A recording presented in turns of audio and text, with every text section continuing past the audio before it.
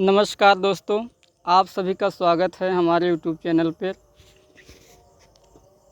दोस्तों, पिछली क्लास में हमने कविवर सूरदास जी का विनय पढ़ा था। विनय और वात्सल्य, इन दोनों को कंप्लीट करने के बाद हम अब देखेंगे भ्रमर गीत, जिसमें बेसिकली हम देखते हैं कि उद्धव द्वारा गोपियों से वार्तालाप तथा गोपी और उद्धव का जो आपस में तीक्ष्ण कटाक्ष होता है, कुछ उसके संवाद है, कुछ उद्धव द्वारा भगवान श्री कृष्ण द्वारा उद्धव से वार्तालाप का आपको वर्णन कुछ मिलेगा।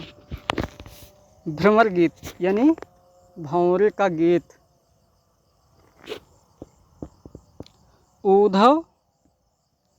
उद्धव मोहि ब्रज बिसरत नाही, उद्धव मोहि ब्रज बिसरत नाही। हंस सुता की सुंदर कगरी, अरु कुंजन की छाही। वह सुरभि वह बच्छ दोहनी, वह सुरभि वह बच्छ दोहनी।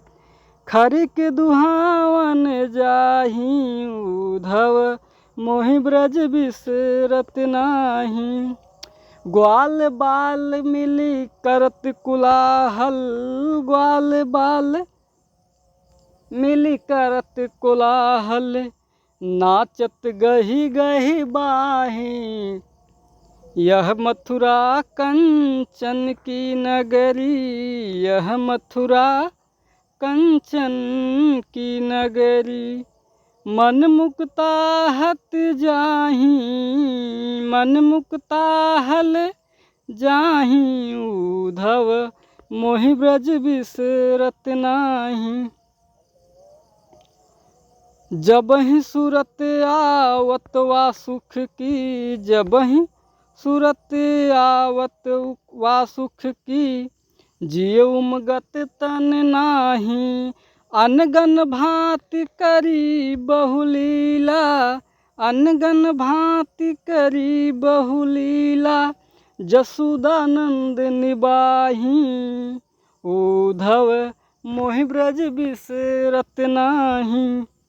सूरदास प्रभु रहे मौन हूँ, यही कही कहीं पछताही। उद्धव मोहि ब्रज बिसरत नाही। दोस्तों, एक बार इसको थोड़ा रुक कर देखते हैं। उद्धव मोहि ब्रज बिसरत नाही, हंस सुता की सुंदर कगरी, अरु कुंजन की छाही। वह सुरभि वह बच्छ दोहनी, खरिक दुहावन जाही। ग्वाल बाल मिलकरत कुलाहल, नाचत गही गही बाही। यह मथुरा कंचन की नगरी, मन मुक्ता हल जाही। जब सूरत आवत वा सुख की जी उमगत तन नाही। अनगन भांत करी बहुलीला, जसोदा नंद निवाही। सूरदास प्रभु रहे मौन हो, यह कही कही पछताही। दोस्तों, इसमें बेसिकली जो है भगवान श्री कृष्ण ब्रज को छोड़ करके यानी गोकुल को छोड़ करके मथुरा में चले गए हैं, और उनका गोपियों से प्रेम उनको थोड़ा मार्मिक बना दे रहा है, उनको सोचने पर मजबूर कर दे रहा है कि मुझे ब्रज भूलता नहीं। ब्रज की जो बचपन की यादें जुड़ी हुई हैं, जो गोपियों से, यशोदा से, नंद से और वहाँ के जितने लोग हैं, सबसे जो उनका प्रेम था वो उनको बार बार याद आता है। इसीलिए वे अपनी व्यथा को उद्धव जी से कहते हुए बोलते हैं कि हे उद्धव, उद्धव मोहि ब्रज बिसरत नहीं। हे उद्धव, हमसे ब्रज भूलता नहीं है। उद्धव मोहि ब्रज बिसरत नहीं, बिसरत मतलब भूलना, मुझे ब्रज भूलता नहीं है। हंस सुता की सुंदर कगरी, हंस सुता, हंस मतलब भगवान सूर्य, सुता मतलब पुत्री। भगवान हंस सुता की सुंदर कगरी, भगवान सूर्य की पुत्री अर्थात यमुना। यमुना का सुंदर किनारा और कुंजन की छाही, और वहाँ पर जो छोटे बाग बगीचे और लताएं थी उनकी छाँव जो है, उनका छाया जो है हमको भूलता नहीं है। हंस सुता की सुंदर कगरी और कुंजन की छाही, यमुना नदी का किनारा और उसके किनारे पर जो बाग बगीचे और लताएं जो थी वो मुझसे भूलती नहीं हैं। वह सुरभि वह बच्छ दोहनी, वह सुरभि वह बच्छ दोहनी, वे गाय और क्या क्या नहीं भूलती हैं, वे गायें, वे बछड़े, वे दोहनी अर्थात दुखपात्र, जिसमें गायों का दूध दुहा जाता है उसको दुखपात्र बोलते हैं। खरिक दुहावन जाही, खरिक मतलब दोस्तों होता है गौशाला, खरिक मतलब गौशाला, दुहावन मतलब दुहने के लिए जाना। क्या क्या उनको नहीं भूल रहा है, वह सुरभि वे गायियाँ, वो गाय उनको नहीं भूल रही, वे बछड़े अर्थात वे जो गाय के बछड़े थे वे भी उनसे भूले नहीं जा रहे हैं। दोहनी दूध दूहने वाला दुखपात्र यानी बर्तन भी उनसे भूला नहीं जा रहा है। खरिक दुहावन जाई, गौशाला में जो दूध दूहने के लिए हम जाते थे वो भी हमसे भूलते नहीं बन रहा है। ग्वाल बाल मिल करत कुलाहल, ग्वाल बाल मतलब जब हम लोग गैया को चराने जाते थे तो ग्वाल बाल मतलब ग्वाल की बालाओं ने जो ग्वाल के जो बच्चे थे एक दूसरे का हाथ पकड़ पकड़ के कुलाहल करते थे, कुलाहल मतलब हल्ला मचाते थे, नाचत गही गही बाही, एक दूसरे का हाथ पकड़ कर नाचते रहते थे। यह मथुरा कंचन की नगरी, यह मथुरा जो है श्री कृष्ण भगवान उद्धव जी से कहते हैं कि यह मथुरा जो है कंचन यानी सोने की सोनल की नगरी है। मन मुक्ताहर जाही, जहाँ पर केवल मणि और मोतियों के अलावा और कुछ नहीं है। जब ही सूरत आवत व सुख की, जब भी हमें जब ही सूरत आवत व सुख की, जी उमगत तन नाही, जब भी मुझे सूरत मतलब स्मृति वहाँ की जब याद आती है, जी उमगत मतलब जो है हमारा जी है जो व्याकुल हो उठता है, हमारी हृदय जो है व्याकुल हो उठता है, तन नाही और जो शरीर है यह स्थिर हो जाता है।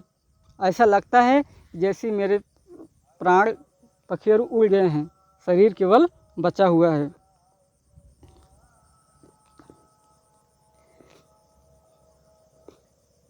अनगन भांत करी बहुलीला, जसूदानंद निवाही, अनगन भांत अनगिनत भांत जो है अनगिनत प्रकार से हमने जो है बहुलीलाएँ की हैं, बहुत लीलाएँ की, बहुत रूठना मनाना, हंसना बोलना, चिढ़ाना खिझाना, ऐसी बहुत सी लीलाएँ मतलब जिनकी कोई गिनती नहीं है। अनगन भांत करी बहुलीला, हमने जो है अनगिनत प्रकार से लीलाएँ की, जसूदा नंद निवाही, लेकिन जसूदा यानी माता यशोदा और नंद ने उसका निर्वहन किया, निवाह मतलब उसका निर्वहन किया, उन्होंने कभी कोई शिकवा गिला नहीं बोला, नहीं बतलाया, और उन्होंने जो है हमारी इस लीलाओं का सहन निर्वहन किया।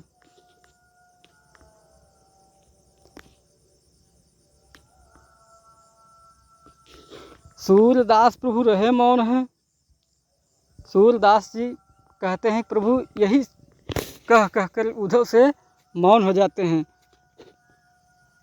यह कह कहीं पछताहीं, और यही कह कर पछता रहे हैं। सूरदास प्रभु रहे मौन हैं, सूरदास जी कहते हैं कि प्रभु मौन हैं, इतना कहकर प्रभु शांत हो जाते हैं, यही कह कहीं पछताई, यही कह करके पछता रहे हैं। आगे देखिए दोस्तों दूसरे पद को।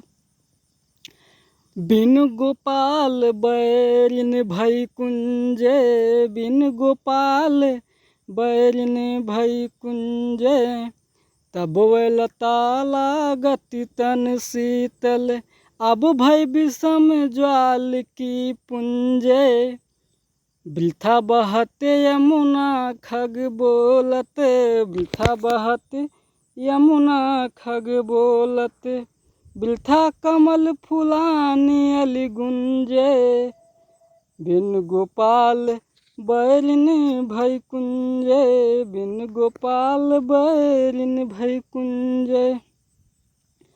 पवन पान घन सार सजीवन, दधिसुत किरण भान भई भुंजे, पवन पान घन सार सजीवन, दधिसुत किरण भानु भई भुंजे। यह उद्धव कहियो माधव से, यह उद्धव कहियो माधव से, मदन मार कीन्हो हम लुंजे। सूर्यदास प्रभु तुम्हारे दरस को, मग जोवत अखियाँ भई छुंजे, बिन गोपाल बैरिन भई कुंजे। यहाँ पर अब श्री कृष्ण भगवान उद्धव जी को भेजते हैं कि जाइए आप मत गोकुल में जाइए, ब्रज में जाइए, आप वहाँ पर गोपियों को योग और साधना निरंकार ब्रह्म की उपासना करने के लिए कहिए। आप उनको ये बताइए कि अब वे हमारी वापसी का इंतज़ार ना करें, वे जो है किसी और देव की आराधना को करें, पर ब्रह्म निराकार किसी निराकार वाले ईश्वर की आराधना करें। तब गोपियों ने जैसे ही उद्धव के मुंह से यह संवाद सुना, उन्होंने मुंह भर के उद्धव को सुनाना चालू कर दिया और पहली ही पंक्तियों में बता रही हैं कि बिना गोपाल, बिना श्री कृष्ण भगवान, बिना कान्हा के उनको कैसा लग रहा है। आप भी देख लीजिए कि क्या बता रही हैं। बिन गोपाल बैरिन भई कुंजे, अर्थात बिन गोपाल, बिना गोपाल के बैरिन मतलब शत्रु हुई हैं। कुंजे माने बाग बगीचे, छोटे मोटे जो बाग बगीचे लताएँ हैं, वे सब यदि यमुना के किनारों पर जो कुंजन मतलब बाग बगीचे लताएँ हैं, वे सब बैरिन यानी शत्रुओं के समान लग रही हैं। तब वह लता लागत तन शीतल, तब कब, तब जब भगवान श्री कृष्ण यहाँ पर थे, तब वह लता लागत तन शीतल, तन को शीतल मतलब ठंडी लगती थी। अब भई विषम ज्वाल की पुंजय, परंतु अब क्या हुआ है, विषम मतलब जिसकी मतलब विषम मतलब अतुलनीय, अतुलनीय ज्वाल की पुंजे, अब वे ज्वाल की अग्नि की पुंजों के समान लग रही हैं। इकट्ठे में जब आग निकलती है उसकी लवर यानी विषम ज्वाल की पुंजे। बिलथा बहत यमुना खग बोलत, बिलथा कमल फुलान अली गुंजे। ये यमुना बिलथा मतलब व्यर्थ में, बिलथा मतलब व्यर्थ में, बहत मतलब बहती हैं, यमुना मतलब यमुना नदी, जो अभी आपने हंस सूता पढ़ा था वही यमुना, यमुना नदी जो है व्यर्थ में बह रही हैं। और खग बोलत, और ये पक्षी जो हैं फालतू में बोल रहे हैं, व्यर्थ में बोल रहे हैं। बिलथा कमल फुलान, और ये सरोवर में तालाबों में व्यर्थ में ही कमल जो हैं प्रफुल्लित हुए हैं, अर्थात खिले हुए हैं। अलगुंजे यानी भंवरे उस पर जो व्यर्थ में ही ये भंवरे भी उन पर गुंजन कर रहे हैं, भ्रमण कर रहे हैं। पवन पान घनसार सजीवन, पवन पान घनसार सजीवन, दधिसुत किरण भानु भय भुंजय। पवन पान घनसार सजीवन, पवन अर्थात वायु, पवन अर्थात वायु, पान मतलब जल, पंसार घनसार मतलब होता है कपूर, घनसार का अर्थ कपूर होता है, दोस्तों ध्यान दीजिएगा। संजीवन संजीवनी बोटी, दधिसुत चंद्रमा, किरण की किरणें, भानु मतलब सूर्य, भय भुंजय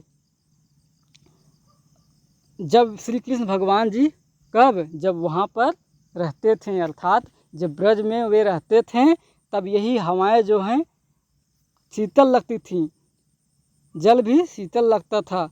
लेकिन अब क्या हुआ है, सभी ने किरण मतलब सभी ने ऐसी किरणें फैलाई हुई हैं, भान मतलब सूर्य के समान जला रही हैं। पानी भी गोपियों को जला रही है, हवा भी जला रही है, और कपूर भी उनको जला ही रही है। संजीवन भी अब उनको सूर्य के ताप के बराबर लग रहा है। दधसूत चंद्रमा की किरणें भी उनको सूर्य के किरणों के समान प्रज्वलित कर रही हैं, जला रही हैं। किरण भानुभय भुंजे मतलब ये सभी चीज़ें जो हैं हमें अब सूर्य की तरह, जबकि इन चीज़ों का काम पवन का, पान का, घनसार का, सजीवन का, इन सभी का काम इंसान को या किसी भी तत्व को जो है ठंडक पहुंचाने का कार्य करती हैं। लेकिन अब ये सभी जो हैं सूर्य के समान हमारे मन, शरीर और हृदय को जला रही। यह उद्धव कहियो माधव से, हे उद्धव आप जाकर के माधव श्री कृष्ण भगवान से कहिएगा कि मदन मार कीन्हो हम लुंजे, कामदेव को मार करके जो हमारे हृदय में काम वासना थी, जो प्रज्वलित थी, जो जल रही थी, उसको हम लोगों ने मार कर ठंडा कर दिया है। मार कर कीन्हो हम लुंजे, मार कर लंगड़ा कर दिया है, अर्थात अब हमारे हृदय में जो काम वासना थी वो समाप्त हो गई है। यह उद्धव कहियो माधव सो, मदन मार कीन्हो हम लुंजे। दोस्तों अगर एक बार भी समझ में ना आएगा तो आप बताना, हम इसी टॉपिक को फिर से दोहरा देंगे। जो जहाँ से कोई टॉपिक नहीं समझ में आए या जहाँ पे डाउट हो तो आप कमेंट करके ज़रूर बताना, बस वही मुझे चाहिए, बस और कुछ नहीं चाहिए। सूर्यदास प्रभु तुम्हारे दरस को, ताकि मैं पता लगा मैं गाता ही रहूँ, आपके पल्ले ही ना पड़े तो क्या व्यर्थ है मेरा सुबह उठ के वीडियो बनाना और आप सबको देना।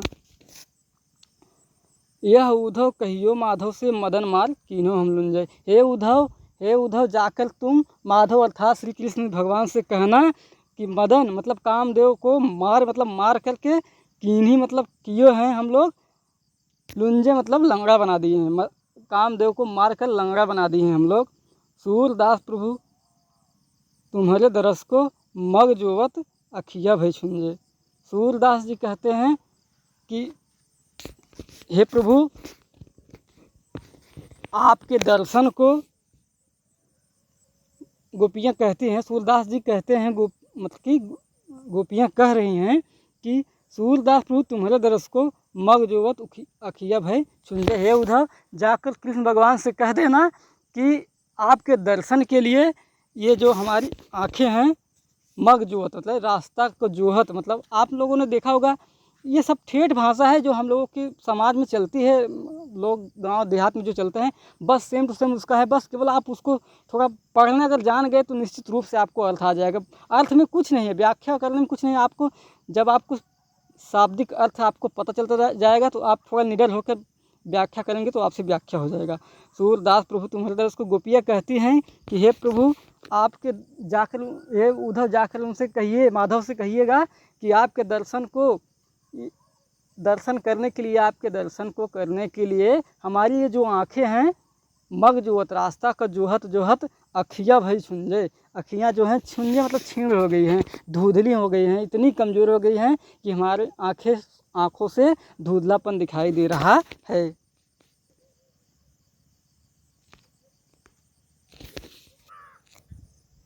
आगे देखिए दोस्तों, यहाँ पर उद्धव जी जो है जो श्री कृष्ण भगवान का संदेशा लेकर आए हुए हैं और गोपियों को योग साधना के बारे में बता रहे हैं कि अब वे जो हैं भगवान श्री कृष्ण को भूल जाएं, योग साधना करें, निरंकार निर्गुण योग की साधना करें और निर्गुण निरंकार देव की आराधना करें, और भगवान श्री कृष्ण को धीरे धीरे करके वो भुला जाएं, योग साधना करें और निरंकार भगवान की आराधना को स्वीकार करें। उसी के बारे में जब गोपियों को बताया गया उद्धव के द्वारा, तो उद्धव को जो है गोपियाँ खरी खोटी सुना रही हैं। और इसके बाद अब श्री कृष्ण भगवान तो मथुरा में हैं वे और गोकुल में भेजे हुए हैं उद्धव को। उद्धव बेचारे जो हैं संदेशा लेकर आए हुए हैं। और क्या है कि अब इसमें जो है भगवान श्री कृष्ण बच गए हैं और लपेटे में आ गए हैं उद्धव जी। हमारे हर हारिल की लकड़ी, हमारे हरिहारिल की लकड़ी, हमारे हरिहारिल की लकड़ी, मन क्रम बचन नंद नंदन उर, यह दृढ़ करी पकड़ी, हमारे हरिहारिल की लकड़ी, जागत सोवत स्वप्न दिवस निशि, कान्ह कान्ह जकरी, सुन यह जोग लागत हैं ये सो, सुनत जोग लागत हैं ये सो, ज्यों करुई ककरी, सूतों व्याधि हमको ले आए, देखी सुनी ना करी, यह तो सूल तिन्ह लव सौंपो, जिनके मन चकरी, हमरे हरिहारिल की लकड़ी, हमरे हरिहारिल की लकड़ी। दोस्तों इसको थोड़ा ठहर के देखते हैं।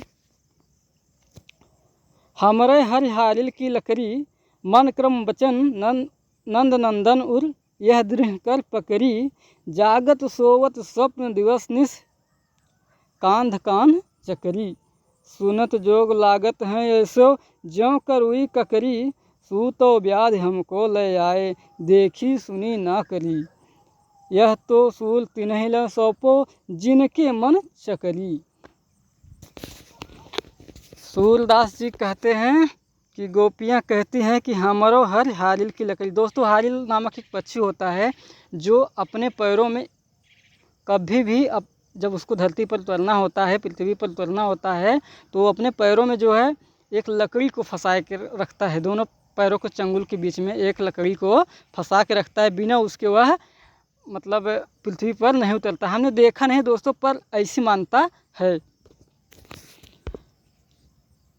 तो उसी चीज़ की यहाँ चित्रण यहाँ पर जो है कविवर के सूरदास जी कर रहे हैं।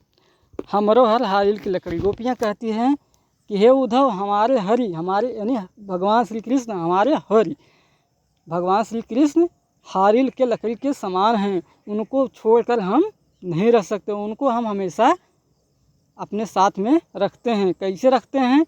मन से, मन क्रम वचन नंद नंदन उर, यह दृढ़ कर पकड़ी, यह दृढ़ करके पकड़ा हुआ है कि उनको हम मन से और क्रम से, मन क्रम मन द्वारा और कर्म द्वारा और वचन, अपने वचन से उनको अपने हृदय में बसा करके रखे हैं, या दृढ़ करके पकड़ा हुआ है, मजबूती से उनको अपने हृदय में बसाया हुआ है। सोवत जागत सोवत स्वप्न दिवस निश, कान्ह कान्ह जकरी, कान्ह कान्ह कान्हा कान्हा हम लोग रटते रहते हैं। जागत सोवत, जागते हुए भी, सोते हुए भी, जागते हुए भी, सपनों में भी, दिवस निश रात में भी और दिन में भी, कान्ह कान्ह जकरी, कान्ह कान्ह रटे रहते हैं। अर्थात भगवान श्री कृष्ण हमारे हृदय में बसे हुए हैं, हारिल के लकड़ी के समान। सुनत जोग लागत हैं ऐसो, ज्यों करुई ककरी। हे उद्धव, आपका यह जोग का संदेशा सुन कर ऐसा लग रहा है जैसे करुई ककरी, अर्थात तीखा मतलब कांकर ककरी जो होती है उसके फल के समान लग रहा है, जैसे करुई ककरी। जैसे आपने देखा होगा झुंड में 10-15 ठो अगर काकरी आती है घर में, अगर इसमें से कोई एक तीखा निकल जाता है तो उसको मतलब करुई, वही करुई ककरी, उसी की बात यहाँ पर कविवर सूरदास जी उसी का चित्रण कर रहे हैं। सूतों व्याधि हमको ले आए, सूतों व्याधि हमको ले आए। वैसे भी हम लोग अभी बहुत परेशान थे, अब एक व्याधा तुम और लेके चले आए हो। क्या? सूतो व्याधि हमको ले आए, देखी सुनी ना करी। व्याधि मतलब दोस्तों होता है एक योग साधना जिसको बोलते हैं, व्याधि उसको बोलते हैं, वही व्याधि उसी को बोलते हैं। व्याधि एक और यहाँ पर एक व्याधि का एक और अर्थ निकाल सकते हैं। व्याधि मतलब व्याधा, तुम एक बाधा और व्याधा हमारे पास और लेकर चले आए हो, देखी सुनी न करी, यानी योग साधना जिसकी चर्चा तुम कर रहे हो उसके बारे में हमने ना तो देखा है, ना तो सुना है, ना करी।